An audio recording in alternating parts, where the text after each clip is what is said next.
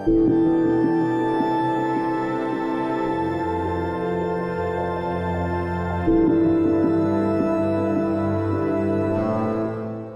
there, Genso here. This is my Devil May Cry 5 Dante Must Die difficulty S-Rank walkthrough. This is mission 10, it is entitled Awaken, and we are finally playing as Dante.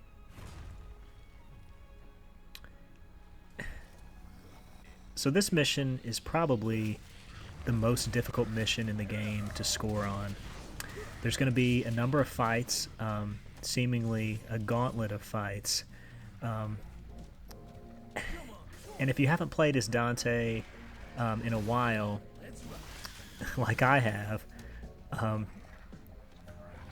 then you're going to be having a tall task in front of you of dealing with a mission with some pretty tight scoring and just kind of trying to remember what maybe you had forgotten the last time you played as this character. So I'm going to be trying to just kind of keep it simple.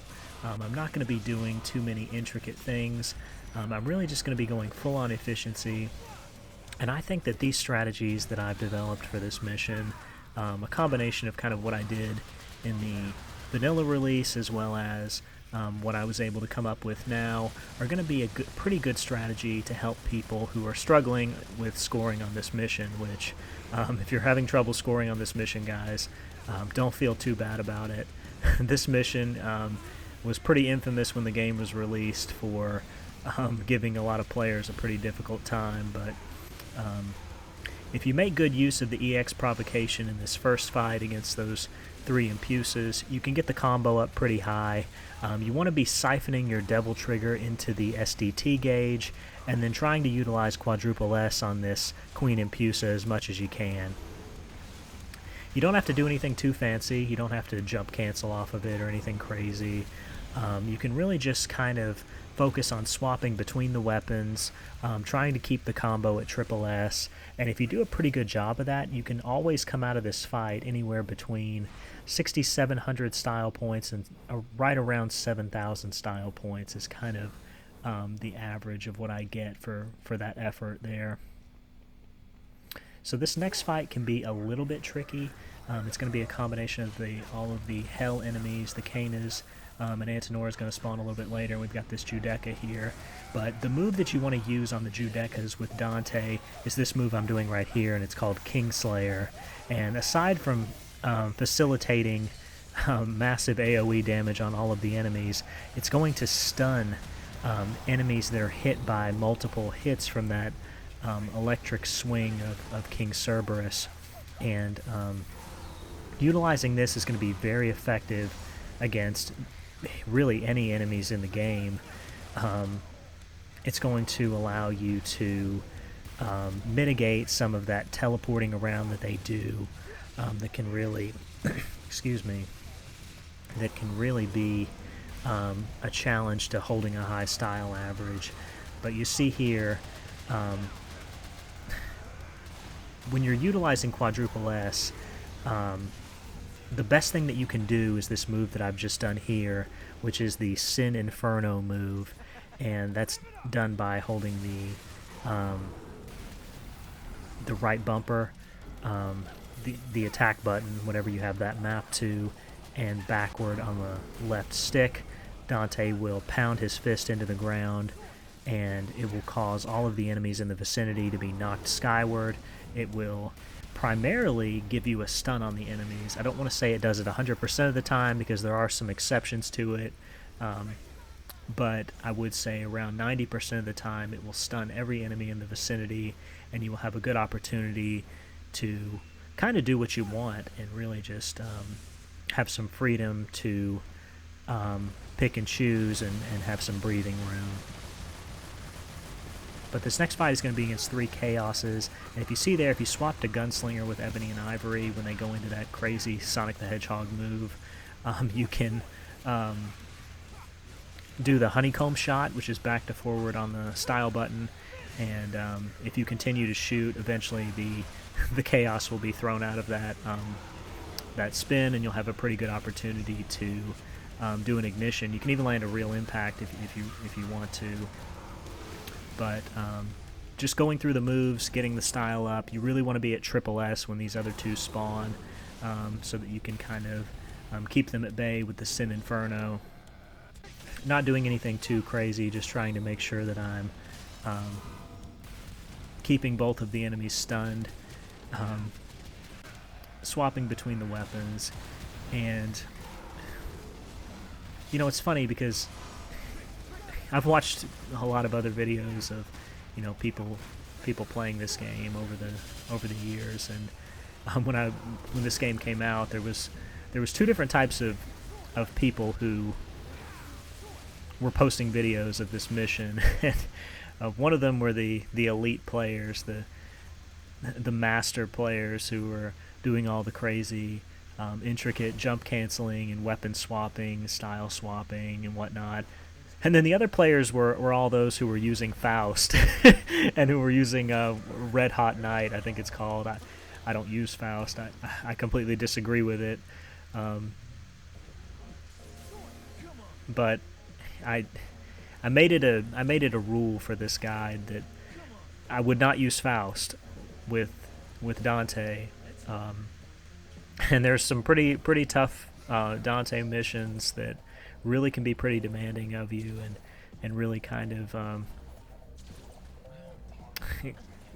of force your hand and almost make you want to just pull out Faust and use the orbs to get it done. But I couldn't bring myself to do it, so I can happily report that all the Dante missions in this guide are going to feature no Faust. So that's a little something to look forward to. But the Fury there, if you go into the corner there at the starting of the where the gate is, you can land a EX provocation. The Fury can't hit you there, and once you turn around, you can block his move with Ice Age. Trickster towards him. You can use that pole play move to knock him down. If you go into Devil Trigger at that point, you hold the style button on Swordmaster with King Cerberus out, and you do the backwards lock-on move. Dante will summon Pillars of Lightning, and this will stun the Fury on the ground. At that point, you can use the real impact from Devil Trigger, and that will essentially clean him up instantly. But we're already on to the next fight here, and I had a pretty interesting encounter with this Judeca. I've utilized this strategy here, going into Devil Trigger for the extra jumps and come up to this platform many times, and I've never had that Judeca join me on the platform, so it was a bit of a learning experience for me as well. When he showed up there, I was a little bit pissed off, honestly. So just be aware that it can happen. I wasn't aware of it, but now I am, and I can share it with you as well. So do the EX provocation, throw the Rose. I did release some of those Devil Sword Dante round trips as well, and you'll see that all the enemies just kind of congregate right here in this corner, and it's a perfect opportunity for you to use SDT and the Sin Inferno to facilitate the stun on these enemies, and then just continue to swap through the weapons to keep your style up. Just be wary of enemies getting up that aren't affected by it, like those Antinoras and that Kana were there. Eventually the Inferno's effect will wear off, and you'll have to reapply it. The effect won't continue to stack while the enemies are already stunned, or at least it seemingly won't, because the enemies did get up after being hit by it a few times repeatedly. But if you do a pretty good job of just being aware of your surroundings, and not trading any damage with the enemies while you're trying to go into the SDT, you should come out of that fight with a little good boost on your stylish rating. You saw me move into that room there, the one that spawns the red Impuses. If you do that, you can skip the fight that's down this corridor right here, so I definitely recommend that you do that. It's a fight against a Baphomet and a couple of the Chaoses. It's not too great for style points, and it really just kind of makes this mission a little bit longer unnecessarily, in my opinion. So, in my estimation, a good idea to just go ahead and skip it. So if you come over to the edge here of this this walkway, you can do the EX provocation pretty safely. Sometimes the enemies can be a little bit finicky and not want to come over here, so I did just kind of tilt the camera and see if I could get their attention, get them a little closer so that we could get the EX provocation going, and I was able to do that. But you can do this on either side of the door. I always just go over here to the right side. I've tried it before on the left side, but for some reason I've been shot by the bats while I was standing there, and I don't know if it was just me getting them on screen at one point and them starting an attack when I couldn't see it and then turning the camera away from them, but that has happened to me over there. It hasn't really happened to me on this right side, so maybe something to be aware of. But we've got the combo up here, and we're going to be doing our trusty Sin Infernos to facilitate these enemies. And this Hellbat can actually be pretty dangerous if you allow him to do any of his big fire attacks. He's essentially just like the fire or the Pyrobats, but his attacks are much more devastating and lethal.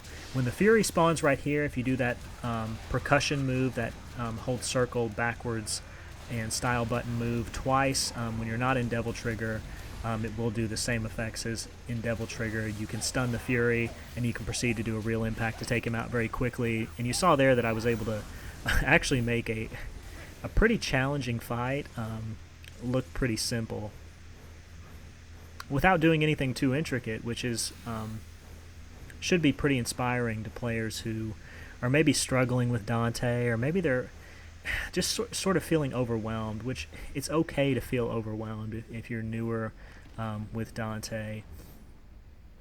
You know, I'm not the best Dante player. I am fairly comfortable swapping between the styles, and I've got my weapons set up in a way that kind of makes sense in my brain and works for me, and that's kind of what you have to do with Dante.